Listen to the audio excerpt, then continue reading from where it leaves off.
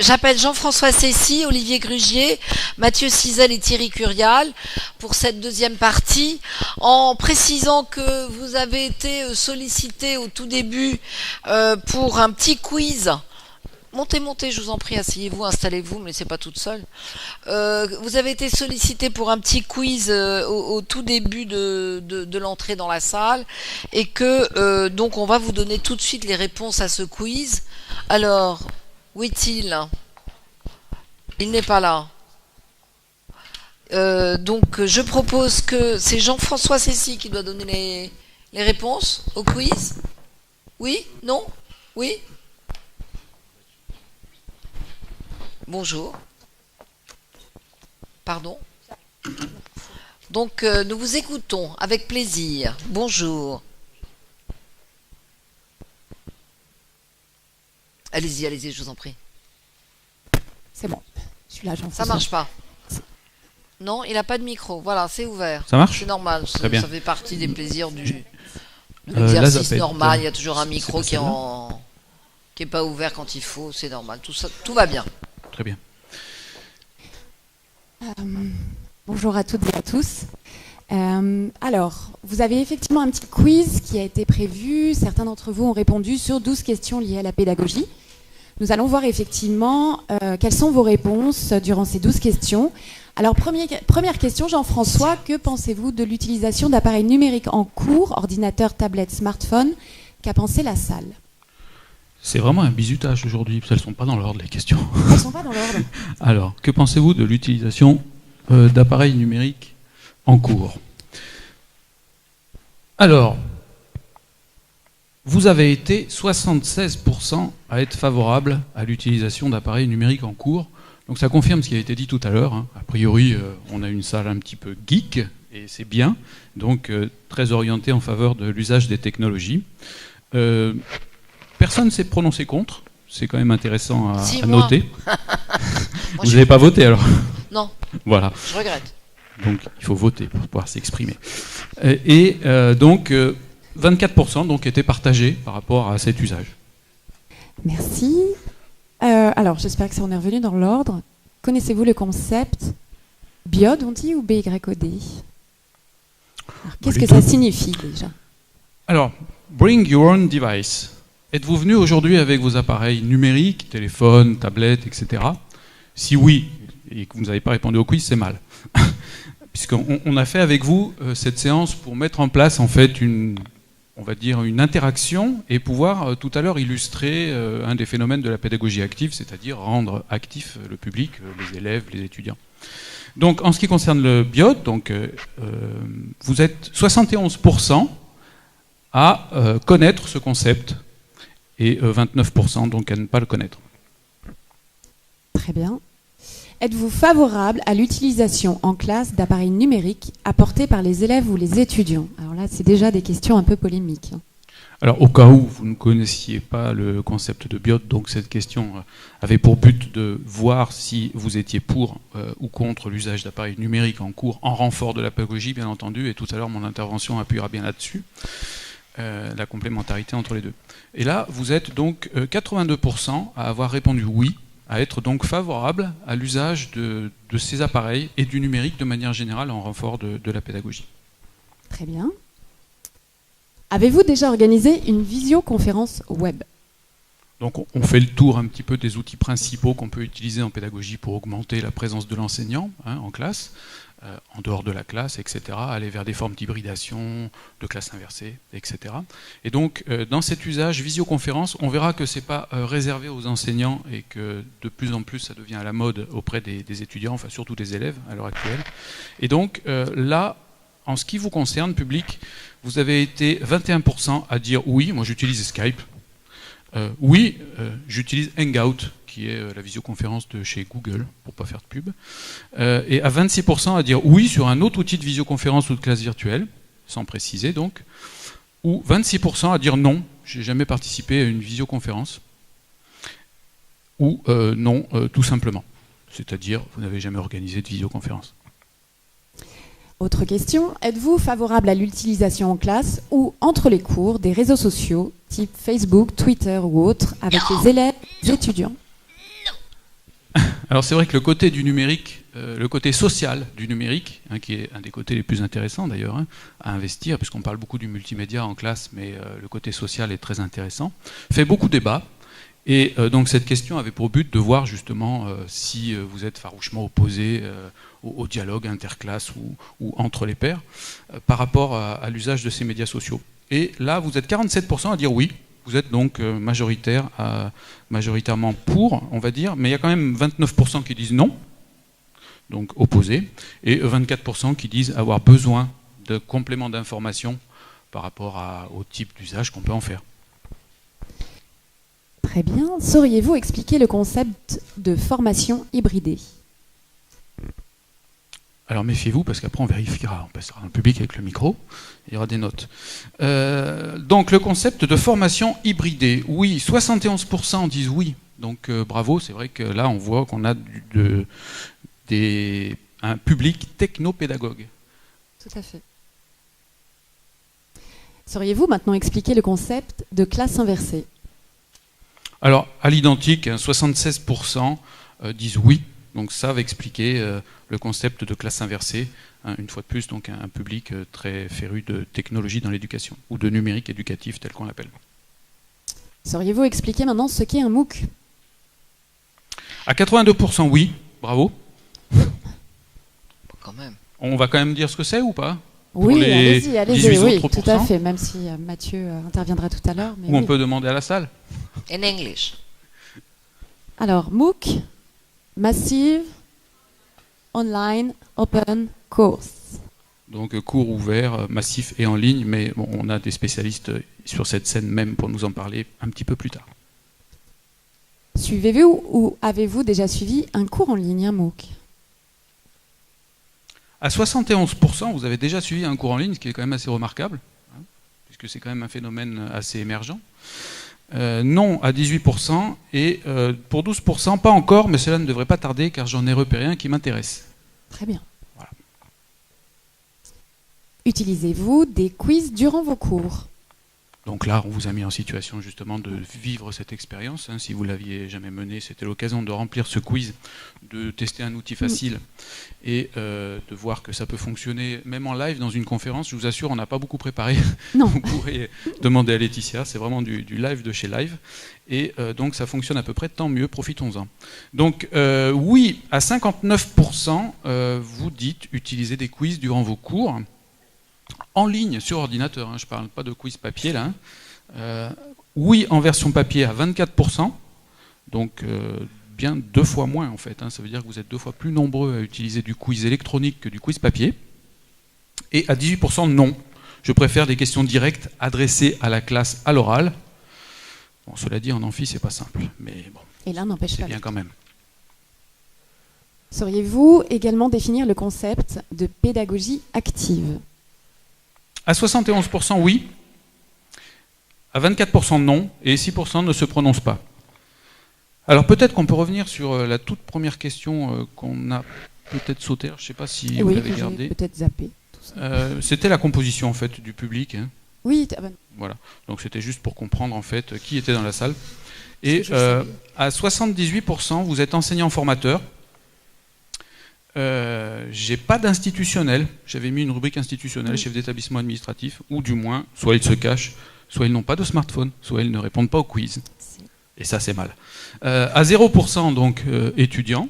Bon, les étudiants, apparemment, sont absents ou ne répondent pas au quiz aussi. On a déjà remarqué ça, on le sait. Et 22% autres. Voilà. Donc, en gros, le public qui a répondu est composé à 78% d'enseignants formateurs et 22% autres. Merci à tous d'avoir joué le jeu également du quiz et je vous redonne la parole, Madame Laborde. Merci infiniment, merci beaucoup. Après, je posterai mes cris sur les réseaux sociaux et les ravages. Je fais une petite parenthèse là-dessus parce qu'en tant que mère de famille, ancienne de la télévision, membre du CSA, travaillant aussi avec Olivier Houdet à l'intérieur du CSA, on a aussi fait le tour de ces questions-là. Mais je ne suis pas là pour raconter ma vie, donc je vais vous présenter nos intervenants de cette deuxième table ronde. Donc Jean-François Cessy, que vous venez d'entendre et de voir, et qui va nous parler tout à l'heure justement de cette évolution pédagogique à l'ère du numérique. Vous êtes enseignant à à Pau. Vous nous arrivez donc du cher Béarn, où je retourne moi cet après-midi. Voilà. Olivier, et vous êtes, vous occupez justement de culture et de numérique. Ensuite, nous avons à votre côté Olivier Grugier. Vous êtes maître de conférence à Paris-Sorbonne et vous nous parlerez de l'apprentissage dans l'élémentaire, etc. Ensuite, nous aurons Mathieu Cizel. Bonjour. Vous êtes chercheur à Cachan et vous nous parlerez davantage des MOOC, les Massive Online, etc. Et puis, nous avons ensuite Thierry Curial.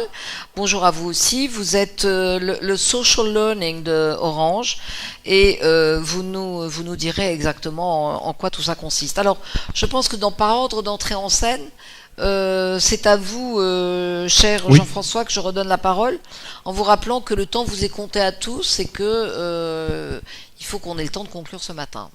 Et après, la parole est libre.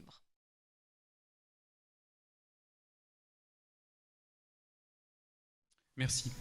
Donc, je vais commencer par évoquer les principes de l'apprendre. Donc, l'apprendre est une décision volontaire. L'apprendre demande de l'effort, se réalise par le sens ou par de l'expérience. Alors, je ne vais pas tous les citer.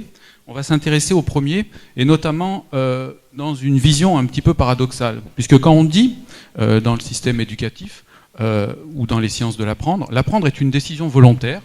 L'apprendre demande de l'effort. On constate qu'on ancre des habitudes de passivité et d'inaction dans nos cours. Et donc, les neurosciences nous ont montré que par l'action, on peut renforcer l'apprentissage. Et là, on fait un petit peu le contraire. Alors, on va voir que ça, en fait, c'est pas très vieux. Ces habitudes que l'on ancre, ça a 182 ans. Donc, notre école, telle qu'on la connaît, la forme scolaire qu'on connaît, est assez jeune. Alors, l'apprendre se réalise par le sens ou l'apprendre par de l'expérience. Donc, ces deux autres principes de l'apprendre. Il est vrai que nous n'imaginons pas assez les savoirs, ça a été bien dit tout à l'heure. Nous ne connectons pas suffisamment ces savoirs par rapport à l'expérience de l'étudiant. Et nous ne connectons pas assez les matières entre elles. Alors là, par exemple, je ne sais pas si ça va marcher, je ne sais pas comment activer la vidéo. Une conjecture du théorème de Pythagore ici est intéressante à regarder. Je ne sais pas si ça va marcher. Oui, si.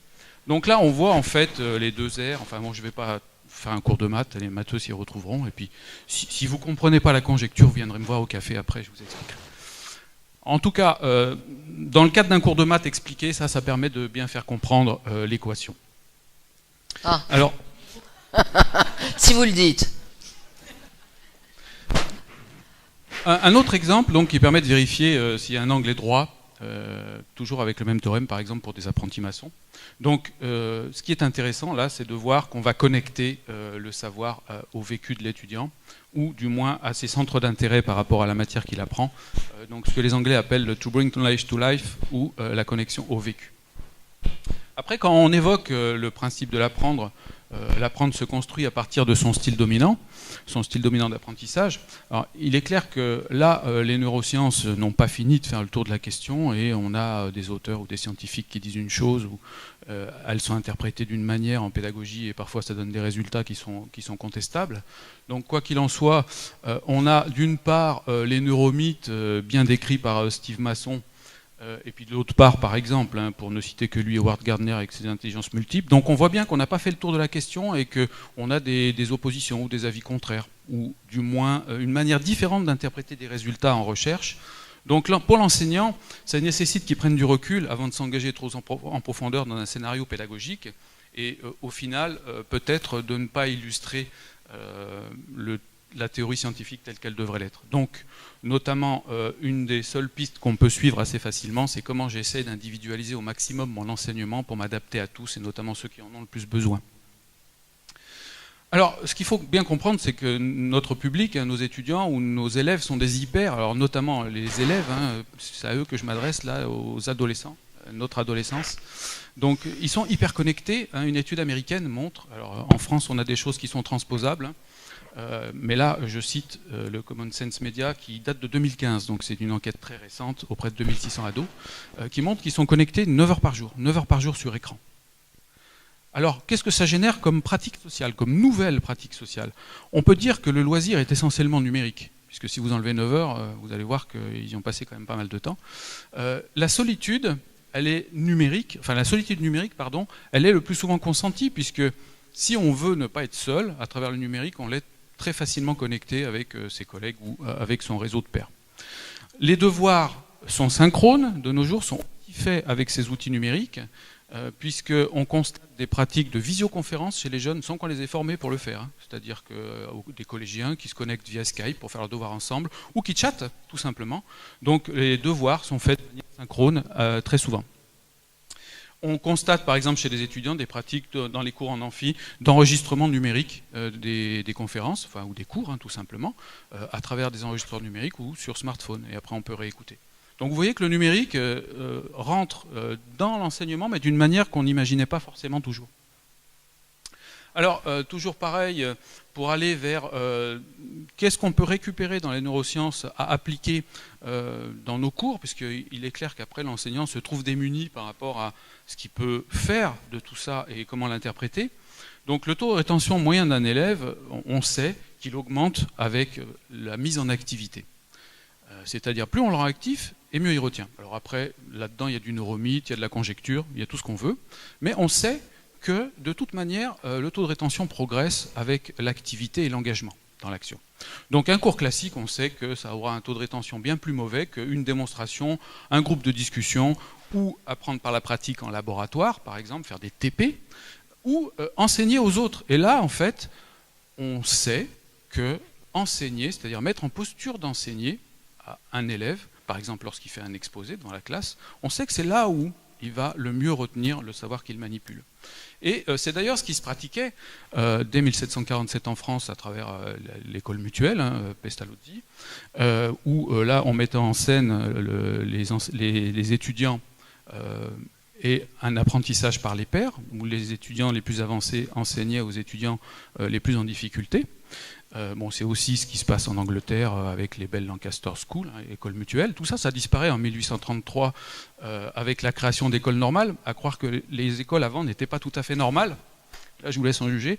Et l'enseignement simultané, donc, qui remplace cet enseignement mutuel où l'enseignement se faisait par les pairs. Et donc, ce qu'on peut dire là, c'est que ça a 182 ans. Donc, il y a 182 ans, on a changé notre approche de l'enseignement. On est passé à un enseignement simultané. Tout le monde est formé de la même manière, au même moment, dans la même classe, avec un prof. Donc la forme scolaire que l'on connaît date de cette époque-là. Alors maintenant, qu'est-ce qu'on peut faire du côté de l'étudiant? Qu'est-ce qu'on peut retenir comme petit principe? Qu'est-ce qu'on peut faire dans nos classes? Ben moi, ce que je propose, par exemple, c'est de diminuer la prise de notes. Alors qu'est-ce que ça aura comme effet si je diminue la prise de notes? Ben, je vais augmenter la disponibilité et la concentration, puisque du coup, je peux faire autre chose que simplement écouter et transcrire, ce qui cognitivement prend beaucoup de ressources. Donc, ça va me permettre d'augmenter la participation et l'interaction. C'est bien ça, d'avoir des élèves participatifs. Ça va me permettre aussi d'améliorer quelque part la considération et de développer la motivation, puisque l'élève, du coup, il a quelque chose à faire de plus intéressant que simplement du secrétariat. Et là, si j'ajoute, alors il me manque une ligne, si j'ajoute le fait de mettre du défi et de susciter la curiosité, je vais aller vers une pédagogie active. D'accord? Alors, je vais passer sur celle-ci. Je vais vous comparer donc le cours transmissif par rapport au cours interactif, puisqu'on parle beaucoup de cours interactifs et de cours transmissifs. Alors, je ne dis pas qu'il faut enlever le cours transmissif, les cours magistraux, etc., et ne faire que autre chose. Il faut compléter. La pédagogie, en fait, une bonne pédagogie, c'est une pédagogie très diversifiée avec beaucoup de scénarios différents, et on va le voir. Donc le cours transmissif est, lui, le plus souvent linéaire, en classe, centré sur l'enseignant, c'est ce que je suis en train de faire là, basé sur l'instruction, collectif, basé sur un transfert de connaissances par un enseignant-transmetteur. Donc on a affaire à une pédagogie classique sur un scénario qui est plutôt répétitif. À côté, vous avez un cours interactif, donc hyper lié, ce qui signifie en fait que plusieurs modules peuvent avoir lieu en même temps et dans un ordre qui n'est pas forcément chronologique. Il peut donc avoir lieu partout, y compris à distance, va être centré sur l'apprenant. C'est ça qui est intéressant, c'est que je vais m'intéresser à comment mes élèves apprennent et pas comment moi je vais faire mon cours. Il va être basé sur la construction, la découverte, il va être le plus individualisé possible, puisque je vais faire des travaux de groupe. Il va développer de la métacognition, il va être réalisé par un enseignant qui est le plus souvent aussi tuteur, facilitateur, scénariste, puisque là, il va falloir scénariser les cours avec beaucoup plus de temps et de finesse. Donc là, on va avoir affaire à une pédagogie active et un scénario qui va être très varié. Alors pour illustrer cette variété, à gauche, donc, je vous ai remis la pédagogie classique avec son scénario répétitif. Donc le plus souvent, c'est un cours magistral avec des exercices d'application et une évaluation sommative. À ça s'ajoute régulièrement de la démonstration, du travail en équipe, parfois du laboratoire, ce qu'on appelle du TP, et de la ressource du milieu, c'est-à-dire des visites scolaires sur des sites particuliers. La pédagogie active, elle, va pouvoir ajouter toute la liste que je vous ai mis là et qui n'est pas du tout exhaustive. On entend le plus souvent parler d'enseignement par les pairs, d'apprentissage coopératif, d'apprentissage par problème, d'études de cas, d'approche par projet, de découverte guidée. Je vous en cite quelques-uns qui sont intéressants. Les jeux de rôle, les tournois, la simulation, la robotique pédagogique, donc des choses auxquelles on ne pense jamais. Parce que c'est des choses parfois nouvelles aussi. Mais là, on a une grande variété de scénarios et c'est ce qui fait la richesse de la pédagogie. C'est que l'élève, quand il arrive, il ne se dit pas ah ben, « je sais ce qui va se passer, je m'assois, j'écris et j'écoute. » Et je me tais, surtout. Donc en pédagogie classique, à ça, on va ajouter le fait que l'évaluation est le plus souvent sommative, c'est-à-dire qu'il y a peu de feedback, peu de retour élève-enseignant, enseignant-élève. La démarche est le plus souvent inductive, c'est-à-dire qu'on part du général et on va vers le particulier, alors les flèches ont bougé, avec donc des exercices d'application. On a un taux de rétention dans ces cas-là qui est assez mauvais. On sait que dans une démarche déductive comme ça, le taux de rétention n'est pas bon. À côté, donc en pédagogie active, on a un scénario varié, l'évaluation donc est formative, c'est-à-dire avec énormément de feedback. La démarche est inductive, c'est-à-dire que je pars de cas particuliers, et je vais découvrir des concepts à travers ces cas particuliers pour aller vers le cas général. Et là, j'ai donc quelque chose qui propose un meilleur taux de rétention. À gauche, alors ce qui est intéressant de relever, c'est cette posture de la maîtrise. Pour l'enseignant, il n'a pas de, comment dirais-je, d'imprévu. Et donc c'est pour ça que c'est rassurant de faire du cours magistral. À droite, on doit avoir une posture du lâcher-prise pour l'enseignant, et cette posture du lâcher-prise, elle est très déstabilisante. C'est ce qui fait aussi qu'on a du mal à s'engager dans des pédagogies actives. Alors je vais vite conclure. On a donc, quand on part du cours magistral, une progression logique vers le travail collaboratif, vers l'auto-formation guidée, vers l'usage d'outils numériques. Si on ajoute l'usage d'outils numériques, on peut aller facilement vers de la formation hybridée, c'est-à-dire un mélange de présence et de distance, et enfin donc aller vers par exemple ce qu'on pourrait appeler de la classe inversée, mais qui n'est pas une fin en soi, c'est juste un des scénarios possibles de pédagogie active, il ne faut pas le prendre comme la panacée, c'est une des lignes que j'ai mis dans mon tableau tout à l'heure, sans plus, mais par contre une ligne intéressante. Alors si vous ne voulez pas voir fleurir ces t-shirts dans vos cours ou sur vos campus, je vous propose d'installer durablement de la pédagogie et du numérique au sein de vos cours, tout simplement pour aller vers une pédagogie plus active. Alors on ne parle pas de pédagogie inversée, de classe inversée ou autre. Le débat se situe autour de la pédagogie active, avec ou sans numérique. Merci. Merci beaucoup. Merci.